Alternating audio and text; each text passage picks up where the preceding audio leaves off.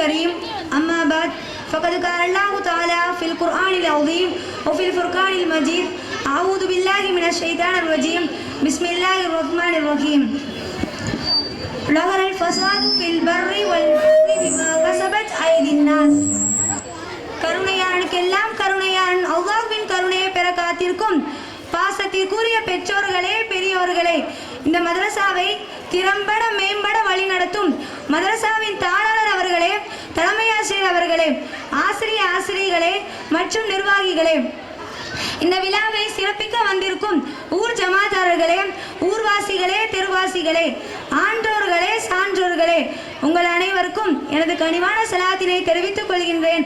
அஸ்ஸலாமு அலைக்கும் வரஹ்மத்துல்லாஹி வபரகாத்துஹு. இந்த நவீன காலகட்டத்தில் இணையதளத்தால் வாலிபர்களுக்கு வளர்ச்சியா இல்ல வீழ்ச்சியா என்ற இந்த பட்டிமன்றத்தில் இணையதளத்தால் வாலிபர்களுக்கு வளர்ச்சியே இல்லை வீழ்ச்சியே என்று இரண்டு அணியினர் பேச வந்துள்ளனர். இன்றைக்குள்ள காலகட்டத்தில் இணையதளம் இல்லாம நம்மளால ஒரு அணுவை கூட அசைக்க முடியாது. அந்த அளவுக்கு இந்த இணையதளம் உலகம் முழுவதும் பரவி இருக்கு. உதாரணமா ரேஷன் கார்டு, ஆதார் கார்டு எடுக்கிறாந்தா கூட இணையதளத்தை பயன்படுத்தினாதான் நம்மளால எடுக்க முடியும். அந்த அளவுக்கு இந்த இணையதளம் வளர்ந்திருக்கிறது. இன்னைக்கு சின்ன குழந்தைகள்ல இருந்து பெரியவர்கள் வரைக்கும் மொபைல் போன் மூலமாக இணையதளத்தை பயன்படுத்திட்டே இருக்காங்க. அப்படிப்பட்ட அந்த இணையதளம் மூலமாக வாலிபர்களுக்கு வளர்ச்சி இருக்கிறதா? இல்லை, வளர்ச்சி எல்லாம் ஒண்ணுமே இல்லை, வீழ்ச்சி மட்டும்தான் இருக்கிறது என்று பேச வந்திருப்பவர்களுக்கு ஒரு வாய்ப்பை வழங்கி அவர்களுடைய கருத்துக்களை கேட்பதற்காக ஆர்வமாக இருக்கக்கூடியவர்களுக்கு அற்புதமான கருத்துக்களை சொல்ல, உற்சாகமான வரவேற்பு கொடுத்து தங்களுடைய கருத்துக்களை சொல்ல மேடைக்கு அழைக்க விரும்புகின்றேன். முதலாவதாக இணையதளத்தால் வாலிபர்களுக்கு வளர்ச்சி என்று சௌஃபியா அவர்கள் பேச வருகிறார்.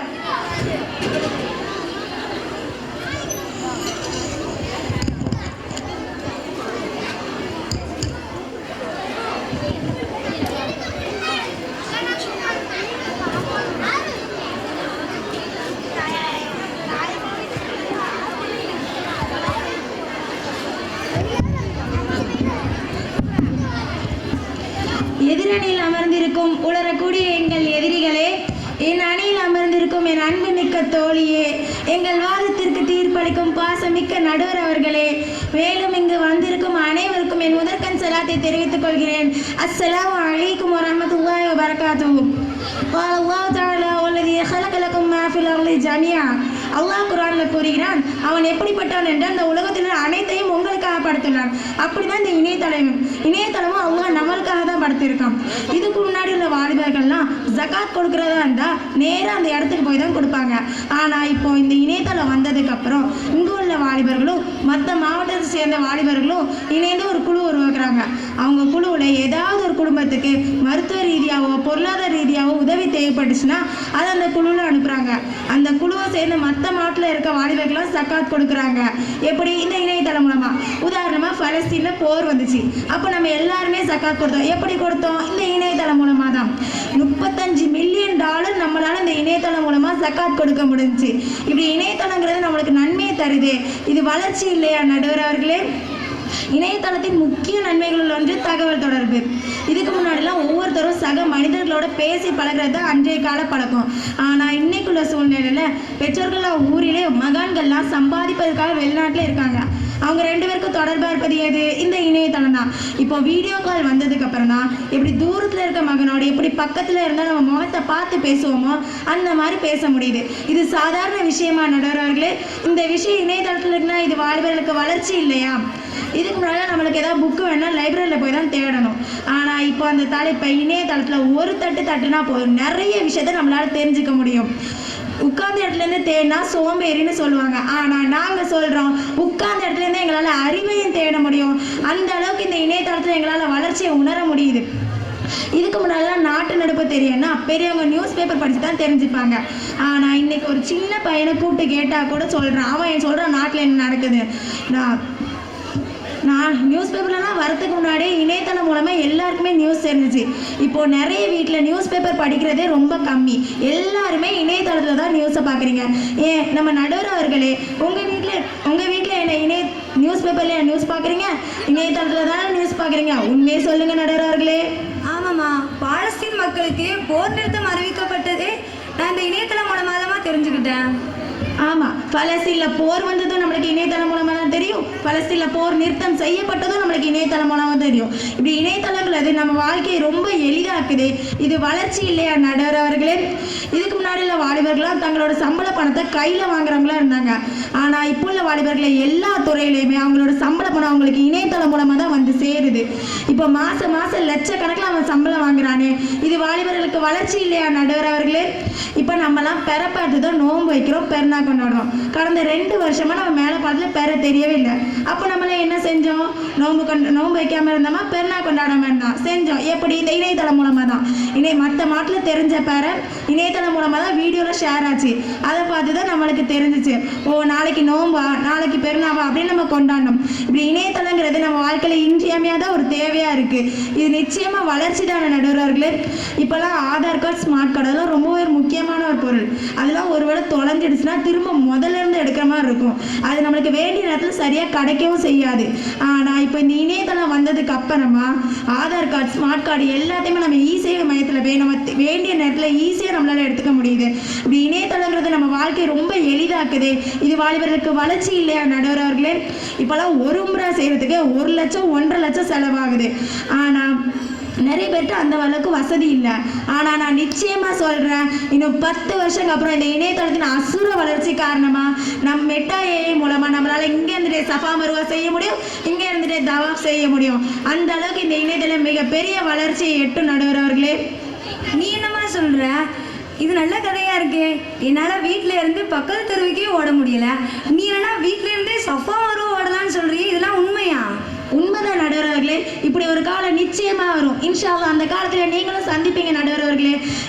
இப்போ உள்ள காலத்துல வாலிபர்கள்லாம் இணையதளம் இல்லாம வாழவே முடியாத அளவுக்கு மிகப்பெரிய வளர்ச்சி இந்த இணையதளம் எட்டியுள்ளது. எனவே இணையதளத்தால் வாலிபர்களுக்கு வளர்ச்சியே என்று கூறி தீர்ப்பளிக்குமாறு விடைபெறுகிறேன். அஸ்ஸலாமு அலைக்கும் வரஹ்மத்துல்லாஹி வபரகாத்துஹு. மாஷா அல்லா. வரக்கூடிய காலத்தில் மெட்டாய் மூலமாக எல்லாருமே இலகுவாகவே ஹாஜிகளா மொத்தமில்ல ஆயிடலாம் போல தெரியுது. ஆனால் யார் குர்பானி கொடுப்பாங்கன்னு தான் தெரியல, யாரை கொடுப்பாங்கன்னு தான் தெரியல.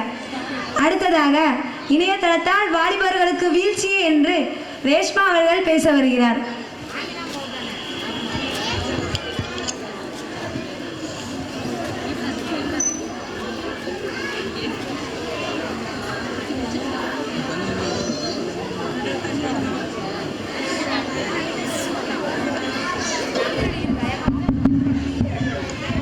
அஸ்ஸலாமு அலைக்கும் வரஹ்மத்துல்லாஹி வபரகாத்துஹு.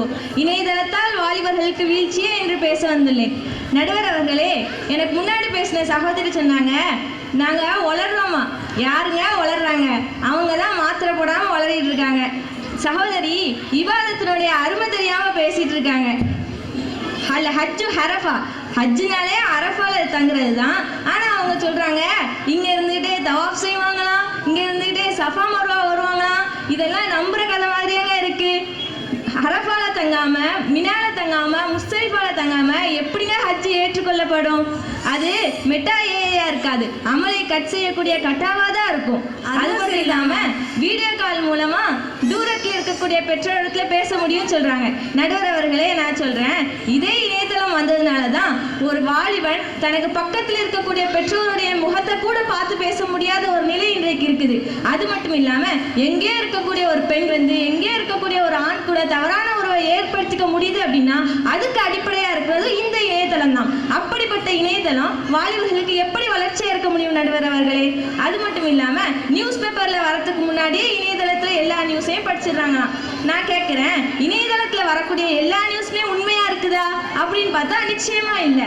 இப்படிப்பட்ட இணையதளம் மூலமா இட்டுக்கட்டுகள் பரவக்கூடிய நிலை இன்றைக்கு இருக்குது. அப்படிப்பட்ட இணையதளம் எப்படி வளர்ச்சியா இருக்க முடியும்?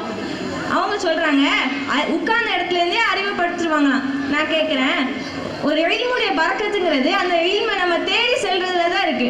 உதாரணமா நபி அவர்களுக்கு முதல்ல அல்லாஹ் குர்ஆனை அவங்களோட வீட்டில் வச்சு இறக்கல, மாறாக நபி அவர்கள் ஹிரா குகைக்கு அழைத்து சென்றான். காரணம், இல்மு வேணும் அப்படின்னா இல்மை தேடி நம்ம தான் செல்லணும். அறிவை உட்கார்ந்த இடத்துல இருந்தே கத்து கத்துக்கலாம். ஆனா அந்த அறிவுல பறக்கத்து இருக்குமா அப்படின்னு கேட்டா நிச்சயமா இருக்காது. இணையதளத்துல அறிவு விரிவாக்கக்கூடிய எத்தனையோ ஆப்ஸ் இருந்தாலும் அதை பயன்படுத்தக்கூடிய வாலிபர்கள் எத்தனை பேர் அப்படின்னு பார்த்தா நிச்சயமா கம்மி தான். வாலிப பருவம் எவ்வளவு பாக்கியமானதோ அதே அளவுக்கு ஆபத்தானதும் கூட. ஏன் அப்படின்னா இந்த பருவத்துல நிகழக்கூடிய ஒரு தீய பழக்கத்துடைய விளைவு ஒரு மனிதனுடைய முழு வாழ்க்கையுமே சங்கடத்துல ஆழ்த்திவிடும். இதற்கு உதாரணமா சென்னையில நடந்த ஒரு சம்பவத்தை சொல்லலாம். ஒரு இஸ்லாமிய சகோதரர் தன்னுடைய சகோதரிய தன்னுடைய நண்பருக்கு திருமணம் செய்து கொடுக்க விரும்புறாரு. நிக்கா முடிவாகுது. ஆனா நிக்கா நடக்கிறதுக்கு 3 நாளுக்கு முன்னாடி திருமணம் நின்று போயிருது. என்னன்னு பார்த்தா அந்த சகோதரர் தன்னுடைய சகோதரனுடைய மொபைல எதிர்ச்சியை எடுத்து பார்க்கும்போது தான் தெரியுது அந்த சகோதரி தன்னுடைய தேவையில்லாத போட்டோஸை ஒரு அந்நிய ஆணுக்கு ஷேர் செஞ்சிருக்கிறாங்க. இப்படி தலைமுறையை அழிக்கும் விசுச்செடியாக இருக்கக்கூடிய இந்த இணையதளம் எப்படி வாலிபர்களுக்கு வளர்ச்சியா இருக்க முடியும் நடுவர் அவர்களே? இதனாலதான் நபி ஸல்லல்லாஹு அலைஹி வஸல்லம் அவர்கள் மறுமையினுடைய நிலையை குறித்து சொல்லும் போது 4 கேள்விக்கு பதில் சொல்லாம ஒரு அடியானுடைய கால்கள் நகலாது அப்படின்னு சொல்றாங்க. அதுல முதல் கேள்வி உன்னுடைய வாழ்க்கையை எப்படி கழித்தாய், 2வது கேள்வி உனது வாலிபத்தை எப்படி கழித்தாய். நடுவர் அவர்களே, இந்த ஹதீஸில் இருந்து ஒரு மனிதனுக்கு வாலிப பருவம் எவ்வளவு முக்கியமானது அப்படிங்கிறது நமக்கு தெரிய வருது. ஆனா இன்றைய காலத்து வாலிபர்கள் இந்த இணையதளத்தை தவறான முறையில பயன்படுத்தி தன்னுடைய வாழ்க்கையை அழித்து கொண்டிருக்கிறாங்க. பொதுவா எந்த ஒரு விஷயத்தை எடுத்துக்கிட்டாலும் அதுல நன்மையும் இருக்கும் தீமையும் இருக்கும். அதே போலதான் அந்த இணையதளத்திலையும் நன்மையும் உண்டு தீமையும் உண்டு. அதை நம்ம எப்படி கையாளுறோம் அப்படிங்கிறதுல தான் இருக்கு. இன்றைய காலத்துல வாலிபர்கள் இந்த இணையதளத்தை பெரும்பாலும் தவறான முறையில தான் பயன்படுத்துறாங்க. அதனால இணையதளத்தால் வாலிபர்களுக்கு வீழ்ச்சியே வீழ்ச்சியே வீழ்ச்சியே என்று தீர்ப்பளிக்குமாறு விடைபெறுகிறேன். அஸ்ஸலாமு அலைக்கும் வரஹ்மத்துல்லாஹி வபரகாத்துஹு. இணையதளம் என்பது ஒரு பெண்ணோட மன வாழ்க்கையும் குடும்ப வாழ்க்கையுமே தலைகீழாக மாற்றிவிட்டது என்று அவங்களோட கருத்தை ஆணித்தரமாக பதிவு செஞ்சாங்க. அடுத்ததாக இணையதளத்தால் வாலிபவர்களுக்கு வளர்ச்சியே என்று ராகிலா அவர்கள் பேச வருகிறார்.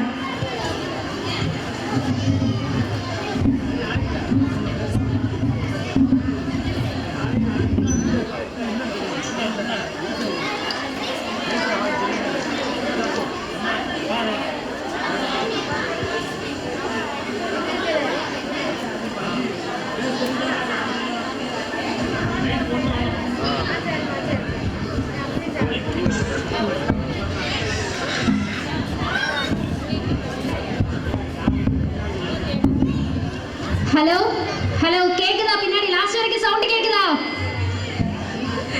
கேட்டீங்களா நடுவர் அவர்களே? இதுலயே தெரியலையா எவ்வளவு வளர்ச்சி இருக்குன்னு? மைக்ல மட்டும் இல்ல, சுத்தி எடுக்கக்கூடிய வீடியோ கேமராலையும் இணையதளத்தோட வளர்ச்சியை இன்னைக்கு நம்மளால பார்க்க முடியுது. அஸ்ஸலாமு அலைக்கும் வரஹ்மத்துல்லாஹி வபரகாத்துஹு. அஊது பில்லாஹி மினஷ் ஷைத்தானிர் ரஜீம். பிஸ்மில்லாஹிர் ரஹ்மானிர் ரஹீம். இங்க எத்தனை பேர் செல்போன் வச்சிருக்கீங்களா? அதுல வாட்ஸ்அப் வச்சிருக்கீங்களா? இன்னொரு முக்கியமான கேள்வி, நீங்க நல்லவரா கெட்டவரா? நீங்க நல்லவர்னு எல்லாருக்குமே தெரியும். அப்போ வாட்ஸ்அப்பையும் இணையதளத்தையும் நீங்க நல்ல விஷயத்தானே பயன்படுத்துவீங்க. இதுதாங்க பட்டிமன்றம். இதை பத்தி தான் நான் உங்ககிட்ட பேச போறேன். ஒரு மொழி கத்துக்கணும்னு வச்சுக்கோங்க. முன்னாடி எல்லாம் என்ன பண்ணுவோம்? அந்த மொழி தெரிஞ்ச அந்த வாத்தியார் கிட்ட டியூஷன் போவோம் இல்லையா? அதுக்கு அந்த வாத்தியாருக்கு மாசம் ஃபீஸ் வேற கொடுக்கணும். இப்போ 2025 காலம் மாறி போச்சு. யார் வாத்தியார் வீட்டுக்கு போய் டியூஷன் கத்துக்கிறது? எங்க கிட்ட யூடியூப் இருக்கு. அந்த வாத்தியார் வீட்டுக்கு போனா ஒரே ஒரு மொழி தான் கத்துக்க முடியும். ஆனா இன்னைக்கு நாங்க வீட்டுல இருந்தே எல்லா மொழியையும் கத்துப்போம்ல, அதுவும் ஃப்ரீயாவே கத்துப்போம். இன்னைக்கு எத்தனையோ மாணவர்கள் யூடியூப்னால பயனடைச்சிருக்காங்க இல்லையா? ரோபோட்டிக்ஸ்லயும் பயோடெக்னாலஜிலையும் மாணவர்கள் சாதிக்கிறாங்கன்னா அதுக்கு காரணம் என்ன? இந்த இணையதளம் தானே. பைக் இல்லாம தான் வாழ முடியுமா? பஸ் இல்லாம தான் வாழ முடியுமா? ட்ரெயின் இல்லாம தான் வாழ முடியுமா? அதே மாதிரி தான் இந்த இணையதளம் இல்லாம மக்களால வாழ முடியாது. ஆமாம்மா, 50 வருஷத்துக்கு முன்னாடிலாம் ஹஜ்ஜுக்கு போறாந்தா 3 மாசம் கப்பலில் பயணம் செஞ்சு போவாங்க. திரும்படி வர்றதுக்கு 3 மாசம் பயணம் செஞ்சு வருவாங்க. ஆக ஹஜ்ஜை நிறைவு செய்யறதுக்கே 1 வருஷம் ஆயிடும். அதிலே வயசானவங்க இருந்து அதிலே இறந்து போயிடுறாங்க. ஆனால் இப்போ இந்த இணையதளத்தோட வளர்ச்சி காரணமாக நம்மளால இலகுவாகவே ஹஜ்ஜுக்கு போற முடியுது. நீ சொல்றது கரெக்டு தாம்மா. எனக்கு எதிரணியில 2 பேர் இருக்காங்களே, அவங்களே சில முக்கியமான பாயிண்ட்ஸ்லாம் எங்க இருந்து எடுத்திருப்பாங்கன்னு நினைக்கிறீங்க? வேற எங்க இருந்து எடுத்துக்க மாட்டாங்க, இந்த இணையதளத்துல இருந்தா எடுத்திருப்பாங்க. இணையதளத்தோட தீமை என்னன்னு இணையதளத்துல இருந்தே எடுத்திருப்பாங்க. இப்போலாம் தனியா ரூம் எடுத்து தங்குற பசங்க எல்லாருமே சமையல் செய்யறாங்கல்ல, எதை பார்த்து சமையல் செய்யறாங்கன்னு நினைக்கிறீங்க? யூடியூப் பார்த்து தானே. அது எதிரணியில இருக்கவங்களால மறுக்க முடியுமா? முன்னாடிலாம் போட்டோல அழகா இருந்தா முன்னாடிலாம் என்ன சோப் யூஸ் பண்ற அப்படின்னு சொல்லி கேட்பான். ஆனா இப்பெல்லாம் என்ன ஆப் யூஸ் பண்ற அப்படின்னு சொல்லி கேட்கறான். இந்த அளவுக்கு நம்மளுடைய தொழில்நுட்பம் வளர்ந்துருக்கு அப்படின்னா அதுக்கு முக்கிய காரணமே இந்த இணையதளம் தான். லைப்ரரியில கிடைக்காத புக்ஸ் கூட இப்பெல்லாம் அமேசான்ல கிடைக்குது. ஒரு புக்கோட ஸ்டார்டிங் ரேட்டே 1000 ரூபாய். உங்ககிட்ட நான் கேட்கிறேன், உங்களை யார் 1000 ரூபாய் கொடுத்து புக் வாங்க சொன்னது? உங்க வீட்டுல இன்டர்நெட் கனெக்ஷன் இருந்தா போதும், நீங்க எல்லா புக்கையும் ஃப்ரீயாவே படிக்கலாம். எனக்கு எதிரணியில பேசின சகோதரி ஒரு விஷயம் சொன்னாங்க, நமக்கு அறிவு வேணா அறிவை தேடி நாம தான் போகணும் அப்படின்னு. இன்றைய காலகட்டத்தில் எத்தனையோ பெண்கள் குடும்ப சூழ்நிலைகளால கல்வி கற்கும் இடத்துக்கு போய் கத்துக்க முடியாத நிலையில இருக்காங்க இல்லையா? முன்னாடிலாம் அப்படி வீட்டுல இருந்தே கல்வி கத்துக்கக்கூடிய வசதி இல்லை. ஆனா இப்பெல்லாம் எத்தனையோ பெண்கள் இந்த இணையதளத்தின் மூலமா வீட்டுல இருந்தே கல்வியை கத்துக்கிறாங்க. ஏன் ஸ்கூலுக்கு போய் படிக்கிறவங்களும் சரி, காலேஜ்ல போய் படிக்கிறவங்களும் சரி, புக்ல பார்த்து படிக்கிறத விட இன்டர்நெட்டை தான் அதிகமாக பார்த்து படிக்கிறாங்க. ஏன் எனக்கு எதிரடியில் 2 சகோதரிகள் உட்கார்ந்துருக்காங்க, அவங்களே காலேஜ்ல போய் படிக்கிறாங்க, அவங்களா இந்த புக்கை பார்த்தா படிக்கிறாங்க, இன்டர்நெட் பார்த்தா படிக்கிறாங்க. ஏன் நம்ம நடுவர் அவர்களை எடுத்துப்போம், அவங்களும் காலேஜ் படிக்கிறாங்க, அவங்க இந்த புக்கை பார்த்தா படிக்கிறாங்க, இன்டர்நெட் பார்த்தா படிக்கிறாங்க. நான் காலேஜ் படிக்கிறது உனக்கு எப்படிமா தெரியும்? எல்லாம் தெரியும் நடுவர் அவர்களே, உங்களை பத்தி எல்லாம் தெரிஞ்சுதான் நான் பேச வந்திருக்கோம். உங்களை பத்தி A to Z எங்களுக்கு தெரியும். எக்ஸாம் ரிசல்ட்டுக்கு முன்னாடி நம்ம பிள்ளைங்களுக்கு தூக்கமே வராதுங்க. நியூஸ் பேப்பருக்காக வெயிட் பண்ணுவோம் ரிசல்ட் பார்க்கறதுக்கு. ஆனால் இப்போலாம் எல்லாரும் கம்ப்யூட்டர்லேயே ரிசல்ட்டை பார்த்துறாங்க. ஆனால் கம்ப்யூட்டர் விடுங்க, இப்போலாம் எல்லாம் ஸ்மார்ட் ஃபோன்லேயே ரிசல்ட்டை பார்த்துறாங்க. இப்போ இந்த இன்ஜினியரிங் கவுன்சிலிங், மெடிக்கல் கவுன்சிலிங் கூட இப்போலாம் நெட்டில் தாங்க நடத்துறாங்க. அந்த காலத்தில் 3 வேலை தாங்க செஞ்சாங்க. ஒன்று டீச்சர் வேலைக்கு போவாங்க, இல்லைன்னா விவசாயம் பார்ப்பாங்க, இல்லைன்னா பிஸ்னஸ் பார்ப்பாங்க. இந்த இணையதளம் ஒன்று எப்போ வந்துச்சோ அப்போலேருந்து எல்லாரும் ஐடி ஃபீல்டில் வேலை செய்ய ஆரம்பிச்சிட்டான். மாதம் 10 லட்ச ரூபா வரை சம்பளம் வாங்க ஆரம்பிச்சிட்டான். இவ்வளோ ஏன் நம்ம கொரோனா காலத்தில் நம்ம பள்ளிகள்லாம் செயல்பட்டதே அதெல்லாம் இப்படி இந்த இணையதளத்தினால தானே. இந்த இணையதளம் மட்டும் இல்லைன்னா பிள்ளைங்களோட படிப்பு என்னவாயிருக்கும்? நம்ம பிள்ளைங்களோட படிப்பு பாதிக்கப்படாமல் இருந்ததுக்கு முக்கிய காரணமே இந்த இணையதளம் தான். இது எப்படி வீழ்ச்சியாக இருக்க முடியும் நடுவர் அவர்களே? இது வளர்ச்சி தானே. புறால செய்தியில் பெற்ற காலமும் லெட்டர்ல செய்தியில் பெற்ற காலமும் போயிடுச்சு. இப்போலாம் வாட்ஸ்அப்லையும் ஃபேஸ்புக்லையும் தான் செய்தியை பரிமாறுறோம். எனக்கு முன்னாடி பேசின சகோதரி ஒரு விஷயம் சொன்னாங்க, இணையதளத்தில் தேவையில்லாத இட்டுக்கட்டுகள் பரவக்கூடிய நிலை இருக்குன்னு. அதே இணையதளத்துல தான் இப்போ யாருக்காவது ரத்தம் தேவைப்பட்டா கூட அந்த செய்தியை பரிமாறும் போது அதுக்காக எத்தனையோ பேர் முன் வராங்க இல்லையா? அதனால எத்தனையோ உயிர்கள் காப்பாற்றப்படுறது. அல்லாஹ் குர்ஆன்ல சொல்றான், அல்லாஹ் தஆலா ஃபமன் அஹியாஹா ஃபகன்னமா அஹியனாஸ ஜமியா. யார் ஒரு உயிரை வாழ வைப்பாரோ அவர் அனைத்து உயிரையும் வாழ வைத்தவர் போலாவார்னு. இந்த ரத்தம் கொடுக்கறதுனால எத்தனையோ உயிர்கள் காப்பாற்றப்படுறது இல்லையா? ஏன் நடுவர் அவர்களே, இது எப்படி வளர்ச்சி வீழ்ச்சின்னு சொல்ல முடியும் நடுவர் அவர்களே? இது வளர்ச்சி தானே. இணையதளத்துல தேவையில்லாத ஆப்ஸ் மூலமா இளைஞர்கள் தங்களுடைய வாழ்க்கையை அழித்துக் கொண்டிருக்காருன்னு சொன்னாங்க. நான் சொல்றேன், இணையதளத்தை ஒருத்தருக்கு பயன்படுத்த தெரியல அப்படின்னா அதுக்காக நம்ம உங்களை எப்படி தயார்படுத்தணுமே தவிர இணையதளத்தால வாலிபர்களுக்கு வீழ்ச்சின்னு எப்படி சொல்ல முடியும் நடுவர் அவர்களே? இப்போ கூட சென்னையில வெள்ளம் வந்துச்சு. அப்போ ஒரு கர்ப்பிணி பெண் பிரசவ வலியில துடிச்சிட்டு இருந்தாங்க. அவங்கள காப்பாத்துறதுக்கு யாருமே இல்லை.